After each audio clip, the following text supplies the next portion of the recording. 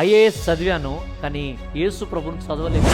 దేవుడిని పరితపించిన నా జీవితంలో నా అవసరతకు ఏ దేవుడు నాకు సహకరేషాలు పట్టి తిరిగాను, కానీ యేసు ప్రభువే దిక్కు అని తెలుసుకోలేకపోయి మట్టిలో కలిసిపోవలసిన నేను బ్రతికి ఇలాగ ఉంటానని ఎన్నడూ నా ముఖం అన్నట్టుగా అందరూ అనుకున్నారు. ప్రతిరోజు ఫిట్స్ చేత బాధించబడ్డవాడిని ఎప్పటికీ నీళ్ళ దగ్గర కానీ మంట పొయ్యి దగ్గర కానీ బండ్ల మీద సింగిల్గా పోవడం కుదరదు. ఎందుకంటే అక్కడ కనుక ఫిట్స్ వస్తే అందరూ పడి, నేను ట్రైన్ కింద పడి చనిపోవాలనుకున్నటువంటి నా జీవితాన్ని దేవుడు ఎలాగ మార్చారంటే, అదే ట్రైన్ నుంచి అలాగా ఎన్నో ప్రాంతాలు, రాష్ట్రాలు, వందలు కాదు వేల కిలోమీటర్లు తిరిగి దేవుని సేవ చేయడానికి ప్రభుత్వం. ఎప్పుడైతే సివిల్స్ ప్రిపరేషన్లో ఉన్నానో నా ఎదుట 2 టార్గెట్ ఛాలెంజెస్ ఉన్నాయి.